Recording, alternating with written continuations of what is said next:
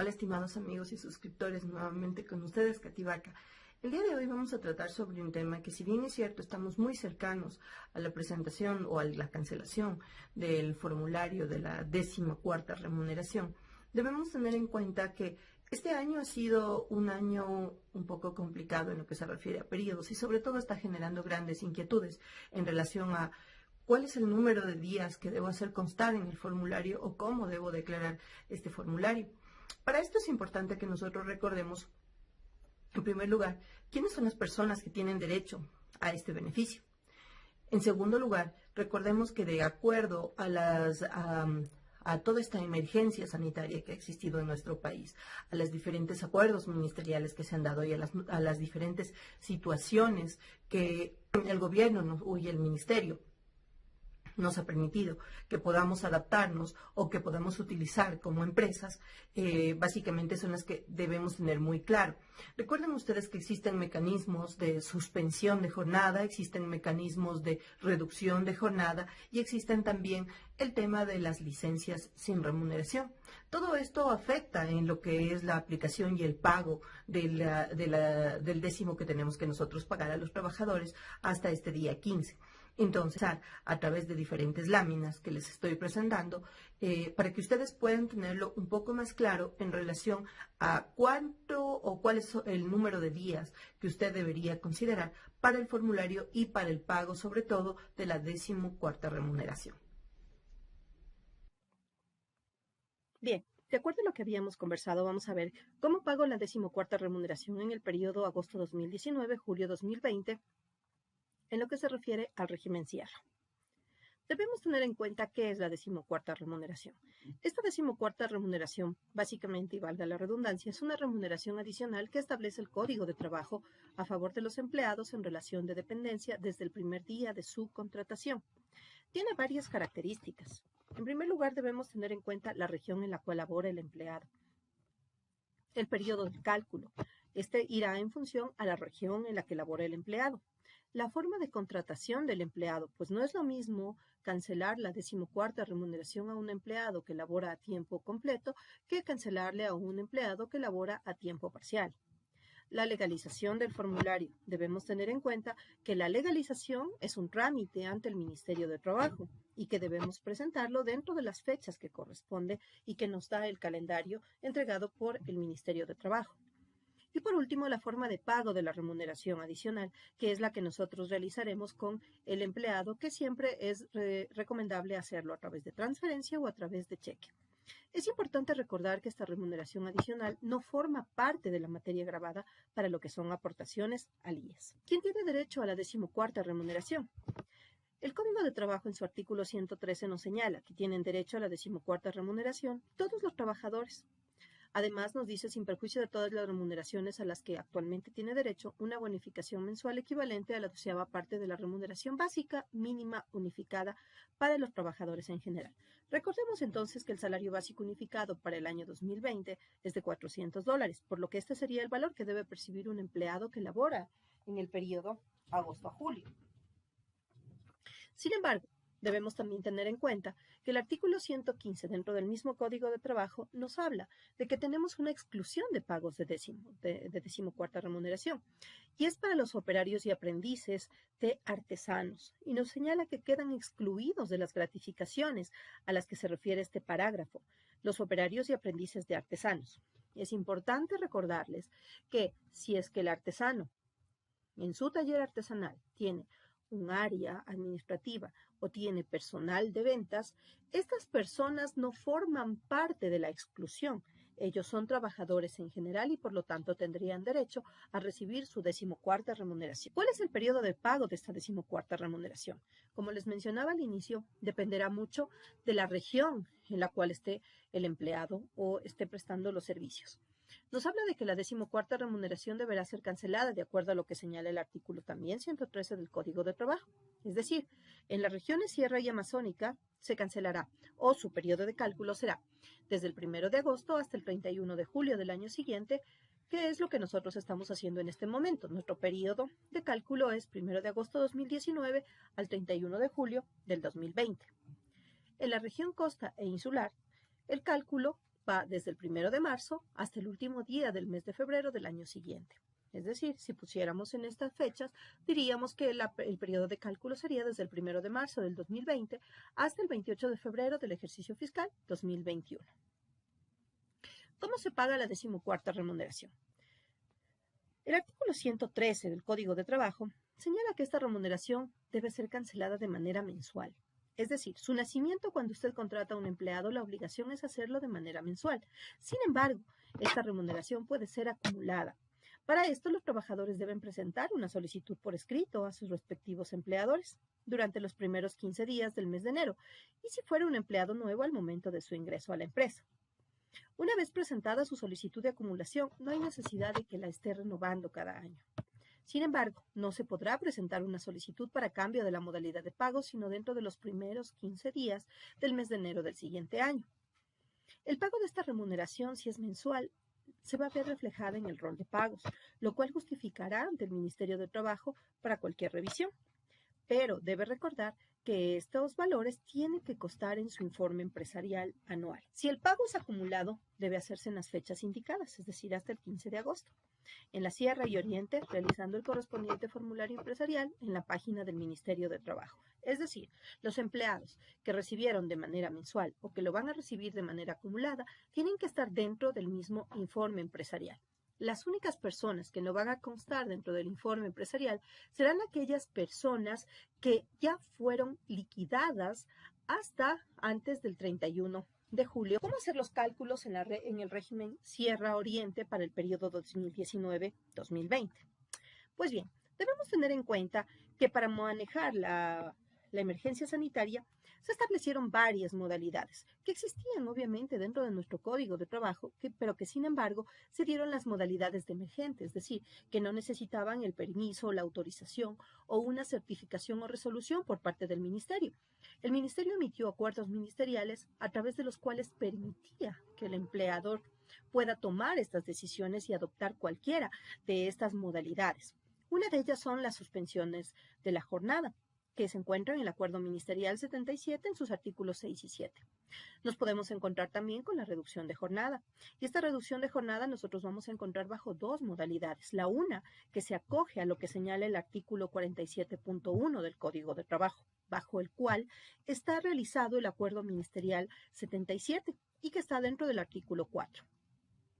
Y la siguiente, que es una ley orgánica de apoyo humanitario, que se publica apenas el día 22 de junio del año 2020, fecha desde la cual nosotros podríamos acogernos a esta reducción de jornada. Y por último, nos vamos a encontrar con una opción que son las licencias sin remuneración. Vamos a ver entonces cada una de estas modalidades y qué características tiene y cómo debería usted hacer el cálculo. En el caso de la suspensión de jornada laboral, nosotros tenemos dos situaciones. La suspensión de jornada laboral puede dar opción a que el empleado recupere la jornada o que no la recupere. Si es que el empleado recupera la jornada, debemos tener en cuenta que el pago de su remuneración será completa. Aunque nosotros le paguemos en este momento, el empleado va a tener que recuperar las horas que no ha laborado. Por lo tanto, si es que hice suspensión de jornada en el mes de marzo, abril, mayo y junio, y el empleado está consciente de que tiene que recuperar las jornadas, el empleador tuvo que haber cancelado al 100% las remuneraciones de este trabajador y por lo tanto se considera como 30 días laborados. ¿Qué quiere decir esto? Que para efecto de su décimo, usted tiene que considerarlos como días efectivamente laborados. ¿Qué sucede si es que el empleado opta por la no recuperación de la jornada? Si el empleado notifica a su empleador señalando que no existirá recuperación de jornada por situaciones personales, de estudio, de calamidad, de cualquier tipo de situación, en ese momento la norma nos permite que nosotros no paguemos la remuneración y por lo tanto estos días serán considerados como no laborados. Recuerde, debe tener siempre el documento que soporte que su empleado señale que no existe recuperación o que no recuperará esta jornada laboral. Veamos las bases legales de la suspensión de jornada. En lo que se refiere a la suspensión emergente, Nos señala el Acuerdo Ministerial 77, que será para todas aquellas actividades laborales que por su naturaleza sean imposibles de acogerse al teletrabajo o a la reducción o modificación emergente de la jornada laboral. El empleador del sector privado dispondrá y comunicará la suspensión emergente de la jornada laboral sin que esto implique la finalización de la relación laboral. Obviamente, las personas que estuvieron bajo lo que es suspensión emergente de jornada laboral, tienen la obligación de recuperar, es lo que nos dice la norma. Entonces dice, la recuperación de la jornada laboral emergente se realizará una vez finalizada la declaratoria de emergencia sanitaria, con todos los derechos y obligaciones vigentes antes de la suspensión emergente de la jornada laboral. Para tal efecto, el empleador del sector privado determinará la forma y el horario de recuperación de la jornada, respetando los límites de la jornada máxima establecidos en el Código de Trabajo. Los trabajadores cuyas jornadas fueron suspendidas tendrán la obligación de recuperar el tiempo no laborado. No se aplicarán recargos de horas suplementarias y extraordinarias durante el periodo de recuperación de esta jornada. Y aquí viene la parte interesante. El trabajador que no se acoja al horario de recuperación no recibirá la remuneración correspondiente. O, de ser el caso, devolverá al empleado lo que hubiera recibido por concepto de remuneración durante el tiempo de suspensión emergente de jornada laboral. Es decir, el empleado puede no acogerse a la recuperación, notificar a su empleador y no recibir la remuneración. O caso contrario, si durante el tiempo que estuvo suspendida la labor y el empleador le canceló su remuneración, cuando él retorne a su trabajo y no quiera recuperar estas jornadas, tiene la obligación de devolver el dinero que su empleador le había cancelado. La recuperación no se realizará cuando los trabajadores hayan sido requeridos por el empleador dentro del periodo de suspensión emergente de la jornada, así no hayan podido ejecutar las actividades. ¿Qué sucede con la recuperación de las horas de trabajo? ¿Qué es lo que nos dice el Código de Trabajo en relación a esto? Nos dice que cuando por causas accidentales o imprevistas, fuerza mayor u otro motivo ajeno a la voluntad de empleadores y trabajadores, se interrumpiera el trabajo, el empleador abonará la remuneración sin perjuicio de las siguientes reglas. 1. El empleador tendrá derecho a recuperar el tiempo perdido, aumentado hasta por 3 horas las jornadas de los días subsiguientes sin estar obligados al pago del recargo. Dicho aumento durará hasta que las horas de exceso sean equivalentes por el número y el monto de la remuneración a las del periodo de interrupción. Y este es el numeral más interesante, el numeral 4. El trabajador que no quisiera sujetarse al trabajo suplementario devolverá al empleador lo que hubiera recibido por la remuneración correspondiente al tiempo de la interrupción, que es lo que acabamos de ver en la disposición señalada en el Acuerdo Ministerial número 77. Entonces, el empleador que no desea recuperar no cobra su remuneración o debe devolver los valores recibidos por parte del empleado. Vamos a ver un ejemplo de suspensión de jornada. Un ejemplo 1 nos dice, si la persona labora desde el año 2017 en la empresa y por motivos de emergencia sanitaria, la empresa suspende las actividades desde el día 17 de marzo hasta el 30 de junio, los empleados han acordado no recuperar jornada, por lo que se reintegrarán desde el día 1 de julio del 2020. Se ha notificado al empleado que su jornada laboral desde el 1 de julio corresponde a 4 horas diarias, acogiéndose a la ley humanitaria del artículo 20. Entonces estamos viendo aquí una mezcla de suspensión de jornada sin recuperación y adicionalmente una reducción de jornada a partir del mes de julio acogiéndose a la ley humanitaria. ¿Qué sucedería en este caso? Entonces, lo primero que hacemos es determinar los días efectivos trabajados para el cálculo de la 14ª remuneración. Aquí vamos a tener que analizar cada uno de los momentos que se han dado en este tema. Lo primero, el inicio del beneficio o de la 14ª remuneración básicamente es el 1 de agosto, que esta persona lo está cumpliendo. Inicia su actividad o inicia su periodo normal para el pago de este beneficio. Desde aquí, todo fue normal hasta el día 17 de marzo, en el cual se quedan suspendidas las actividades económicas debido a la emergencia sanitaria. Entonces, desde el día 18 de marzo hasta el día 30 de junio, este periodo se encuentra suspendido. Y claro, el empleado ha señalado que no va a recuperar este tiempo de labor. Por lo tanto, este tiempo será como tiempo no laborado, se queda como un tiempo vacío. ¿Cuándo se reintegra a trabajar? Recién el 1 de julio del 2020 y obviamente, pero ingresa con una condición. ingresa bajo una modalidad reducida. ¿Qué sucede entonces en este caso? Nosotros nos vamos a encontrar con la siguiente situación para determinar el valor. Podemos determinar el valor a pagar de manera diaria o de manera mensual, como les sea más conveniente. Si lo hacemos de manera diaria, los cálculos van a ser los mismos. Decimos, el empleado ha laborado desde agosto hasta febrero, 210 días.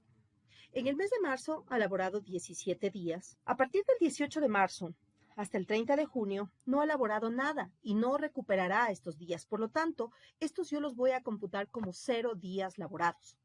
El mes de julio labora bajo una jornada reducida que nos permite la ley. Y por lo tanto, a partir de esta fecha, con la declaratoria o con la promulgación de la ley humanitaria, nosotros podemos pagar en función al tiempo efectivamente laborado. Es decir, si laboró 4 horas diarias, vendría a equivaler a 15 días de trabajo. Por lo tanto, los días efectivamente laborados por este trabajador vendrían a ser 242 días, multiplicados por 1.11, que es el valor diario de la 14ª remuneración, nos darían $268.89. Si queremos hacerlo de manera mensual, lo que vamos a hacer es a dividir los $400 para 12 meses y obtendremos el valor mensual, que son 33.33 centavos. Tendremos los mismos cálculos en relación a los días laborados y llegamos a determinar los mismos 242 días. Pero como lo vamos a hacer por meses, estos 242 días vamos a dividir para 30 y obtendremos que esto equivale a 8.067 meses. Si multiplicamos este valor por los 33.33 centavos que equivale o que debe cobrar este empleado por mes, nos darán los mismos 268,89 centavos. Vamos a ver un ejemplo 2. En este ejemplo 2 vamos a plantear que una persona inicia sus actividades desde septiembre del 2019 en la empresa y por motivos de emergencia sanitaria la empresa suspende las actividades de igual manera desde el día 17 de marzo, pero la suspende hasta el día 1 de junio. Las jornadas serán recuperadas a partir del 1 de junio. ¿Qué nos está diciendo? Que todo este periodo, desde el 17 de marzo hasta el 30 de junio prácticamente, hasta el 31 de mayo, van a ser recuperadas. Se ha notificado al empleado que su jornada laboral desde el 1 de julio, de igual manera, corresponderá a 4 horas diarias, acogiéndose a la ley humanitaria. ¿Qué es lo que sucede? Muchos empleadores lo que están haciendo es acogiéndose, obviamente, a la ley humanitaria, que debido a la situación económica que está sucediendo en nuestro país y a nivel mundial, básicamente como ha disminuido la producción, han disminuido las ventas, pues también los empleadores lo que han hecho es, acogiéndose a eso, disminuir la jornada de trabajo de sus empleados. Han disminuido a 4 horas o 5 horas y el resto de tiempo pues lo están haciendo a través de la recuperación de aquellas jornadas que no laboraron. Esta podría ser una opción para recuperar las jornadas en este ejemplo que nosotros lo estamos poniendo. Entonces, vamos a revisar lo mismo que habíamos visto antes. Primero, determinar los días efectivos trabajados para el cálculo de la 14ª remuneración. En este caso, esta persona inicia su periodo desde el 1 de septiembre, más no desde agosto. ¿Por qué? Porque él ingresa a trabajar desde septiembre y desde ahí comienza a recibir este beneficio. Por lo tanto, desde septiembre hasta el 17 de marzo del 2020, esta persona tiene elaborados 6 meses con 17 días.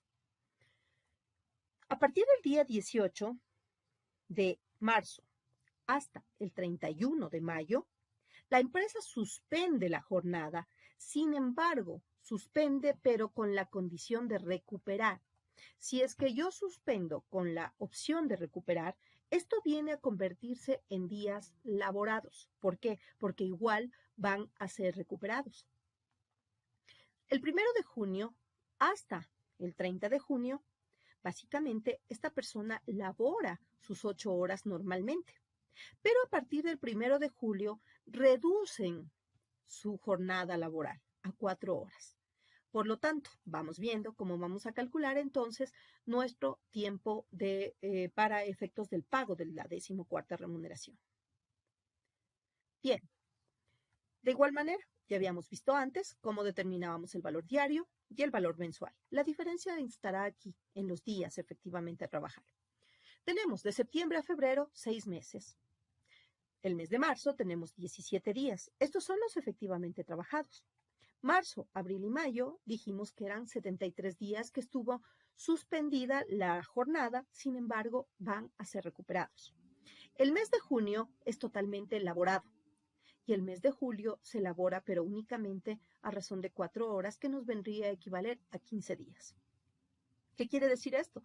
Que esta persona en el año ha laborado 315 días. Si multiplicamos por 1.11, que es el valor diario, tendremos $350 por pagar. En el caso de que lo hagamos mensual, estos 315 días los dividiremos para 30 y nos equivaldrá a 10 meses y medio o 10.5 meses. Multiplicado por el valor mensual de 33.33, nos dará el valor de $350. Bien, la siguiente modalidad es la reducción de jornada laboral. En la reducción de jornada laboral nos vamos a encontrar con dos tipos de reducciones. La una, que vendría a ser la reducción emergente, acogiéndose al Acuerdo Ministerial 77, en el cual nos da la posibilidad de hacer un pago de remuneración disminuida hasta el 25%, sin embargo, los días laborados siempre vendrán a ser 30. La reducción por fuerza mayor o caso fortuito, que está acogida a la ley humanitaria, es la segunda opción dentro de lo que es reducción de jornada. En esta reducción nos permite que nuestra remuneración se disminuya hasta en un 45% y la jornada en función a horas puede ser disminuida hasta el 50%. ¿Qué es lo que nos dice el acuerdo ministerial? Que durante la emergencia sanitaria declarada por un periodo no mayor a 6 meses, renovable hasta por 6 meses más por una sola ocasión, se acordará adoptar la disminución de la jornada de trabajo referida en el artículo 47.1 del Código de Trabajo y en los términos previstos en dicho cuerpo legal, en virtud de la pandemia provocada por el coronavirus. ¿Qué nos dice el artículo 47? Que es la norma bajo la cual se acoge este acuerdo 77. Nos dice que en casos excepcionales, previo acuerdo entre el empleador y trabajador o trabajadores, y por un periodo no mayor a 6 meses, renovables por 6 meses más por una sola ocasión, la jornada de trabajo referida en el artículo 47 podrá ser disminuida, previa autorización del Ministerio Rector del Trabajo, hasta un límite no menor a 30 horas semanales.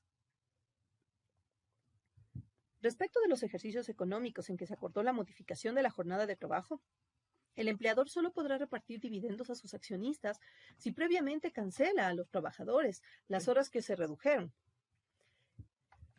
mientras duró la medida.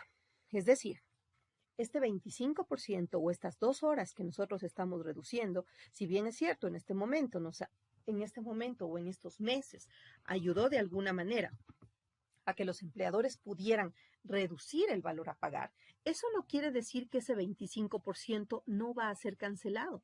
De manera obligatoria tiene que ser cancelado, porque de lo contrario la empresa no podría realizar ningún tipo de reparto de dividendos dentro de sus socios, a sus socios. Tiene que tomarse y tenerse muy en cuenta y en ese particular. ¿Qué es lo que nos habla, en cambio, el artículo 20 de la Ley de Apoyo Humanitario? Nos dice, la reducción emergente de la jornada de trabajo por eventos de fuerza mayor o caso fortuito debidamente justificados, el empleador podrá reducir la jornada laboral hasta por un máximo del 50%. El sueldo o salario del trabajador corresponderá en proporción a las horas efectivamente trabajadas y no será menor al 55% de la fijada previa a la reducción. Y el aporte a la seguridad social pagarse en base a la jornada reducida. El empleador deberá notificar a la autoridad del trabajo indicando el periodo de aplicación de la jornada reducida y la nómina del personal a quienes aplicarán la medida. Recuerden ustedes que estas dos opciones de reducción tienen que ser siempre registradas en el Ministerio de Trabajo. Según el Acuerdo 77, nosotros tenemos una opción dentro de que justamente tenemos incluso un video en el cual nosotros les indicamos cómo realizar la reducción de la jornada. En lo que se refiere a reducción emergente, vamos a ingresar de igual manera en el SUD y tenemos una viñeta que nos dice ley humanitaria. ¿Para qué? Para que usted pueda ingresar también la reducción de la jornada a cada uno de sus empleados a los que les está aplicando esta reducción. Recuerde usted que la reducción de jornada no necesita de la autorización del empleado. Necesita la notificación por parte de usted como empleador. que la notificación puede ser por cualquier medio, puede ser un correo electrónico, puede ser un mail, puede ser una reunión vía Zoom, puede ser una reunión presencial, puede ser cualquier tipo de forma de notificación en la que se pueda demostrar que los trabajadores han sido notificados y comunicados sobre la reducción de la jornada. Y obviamente registrarlo en el Ministerio de Trabajo. Vamos a ver un ejemplo de la reducción de jornada. Una empresa labora desde el año 2017 en la empresa y por motivos de la emergencia sanitaria la empresa redujo las actividades desde el día 17 de marzo hasta el 30 de junio. Se ha realizado la respectiva notificación al SUD, acogiéndose al Acuerdo 77, generando la reducción en la remuneración de sus empleados por este tiempo del 25%. Se ha notificado al empleado que su jornada laboral desde el 1 de julio corresponde a 4 horas diarias, acogiéndose a la ley humanitaria al artículo 20. Entonces, de igual manera como hicimos en la suspensión de jornadas, vamos a hacerlo ahora en la reducción. ¿Qué sucede? Debemos determinar igual los días efectivos. Cuando nosotros hablamos de días efectivos, ¿qué es lo que sucede? Desde el 1 de agosto del 2019 hasta el día 17 de marzo, básicamente estos días son laborados sin ningún tipo de problema. Cuando nosotros llegamos al día 18 y la empresa se acoge a la reducción de jornada hasta el 30 de junio, nosotros tenemos que tener en consideración que el Acuerdo 77 en ningún momento nos dice que se disminuyen las horas, que se cambia la forma o el número del tiempo trabajado. Por lo tanto, a pesar de que el empleado pueda reducir el tiempo laborado y a pesar de que el empleador pueda disminuir el pago en un 25%, como les había mencionado anteriormente, ese 25% tiene que ser cancelado posteriormente. ¿Qué es lo que sucede? Este tiempo de reducción tiene que ser considerado como tiempos trabajados al 100%. A partir del 1 de julio al 31 de julio, obviamente como entramos en una reducción de jornada acogidos a la ley orgánica humanitaria, básicamente nosotros estaríamos hablando de que tendría derecho al 50%, pero única y exclusivamente a partir del 1 de julio, que es el mes en el que la empresa se ha acogido a la ley humanitaria. Revisemos entonces cómo serían los valores que tendríamos que cancelarles. Desde agosto hasta febrero tenemos 210 días. El mes de marzo tenemos 17 días. Estos son días efectivamente elaborados. Marzo, abril, a junio, que son días que nos acogimos a una reducción de jornadas, sin embargo, tienen que ser computados como si fueran 30 días laborados. Y el mes de julio es el único que nos permite considerarnos como básicamente si fueran la mitad del tiempo. ¿Por qué? Porque está laborando solamente ya 4 horas. En este momento estaríamos hablando de 345 días que ha laborado este empleado en el año. Por lo tanto, si nosotros vamos a calcular por días, aplicaremos el 1.11 del valor diario y tendremos a pagar los 383,33 centavos. Si es que la persona va a trabajar o va a hacer el cálculo en función a meses, pues estos días los vamos a convertir en meses y esos meses los vamos a multiplicar por el valor mensual del 14º, que nos daría igual el mismo valor, 383,33 centavos. Algo que es importante que debemos recordar, la reducción de jornada no significa cambio de modalidad de trabajo. Por favor, es muy importante.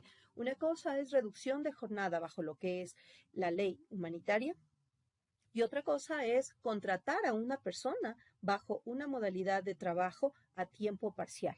Entonces, no puede darse la figura de una contratación a tiempo parcial porque no lo es. Su empleado sigue laborando a tiempo completo, pero con una jornada reducida. Y por último, tenemos las licencias sin remuneración. Existieron muchas empresas, muchas personas que optaron por esta situación. Es decir, yo no reduje jornada, yo no suspendí jornada, sino que mi empleado me entregó una carta firmada en la cual me señala que él necesita una licencia por salud, por encontrarse, por precautelar su integridad física, la de su familia o por cualquier tipo de situaciones que entregó al empleador. El momento que el empleado le entrega al empleador este documento, obviamente se suspende la relación laboral, no se ha terminado, se queda simplemente en un estado de suspendida. No existe pago de remuneración y no hay pago de jornada laboral. En ese momento, automáticamente, para efectos de 14ª remuneración, estos días no serían considerados como días laborados y por lo tanto no tienen que tomarse en cuenta para el pago del décimo. Veamos un poco de preguntas y respuestas. Nos dice que el 14º se paga completo si un trabajador tiene permisos médicos de enfermedad o maternidad. Sí, debemos recordar que el pago se efectúa de manera completa. El tiempo subsidiado es considerado como tiempo trabajado. Esto lo podemos revisar en el artículo 187 de la Ley de Seguridad Social y la resolución 318 del Consejo Directivo del IE. En el caso del servicio doméstico, al aplicar la suspensión de actividades, ¿cómo se procedería para el pago del 14º? Está con suspensión desde el 16 de marzo hasta el 16 de septiembre. Ese tiempo no va a poder ser recuperado. Entonces, aquí una recomendación. Si el empleador tiene el documento en el cual el empleado señala que no recuperará estos meses, no existiría obligación de pago desde el día 16 de marzo. Pero si no tiene el documento, recuerde usted que se acogió a lo que es el Acuerdo Ministerial 77 y en ese caso tendría que considerarse como tiempo por pagar o tiempo laboral. Una persona profesional no obligada a llevar contabilidad que tiene empleados, ¿debe pagar el 14º? Todo empleador debe pagar la 14ª remuneración, siempre y cuando tenga empleados en relación de dependencia. Recuerden, esta es una obligación que tiene todo empleador. Para el contrato especial emergente, ¿se debe realizar liquidación y pagar décimos? Pues sí. El empleado contratado bajo modalidad de contrato especial emergente tiene derecho al cobro de este beneficio. Es como cualquier otro tipo de contratos y tiene derecho a todos los beneficios legales.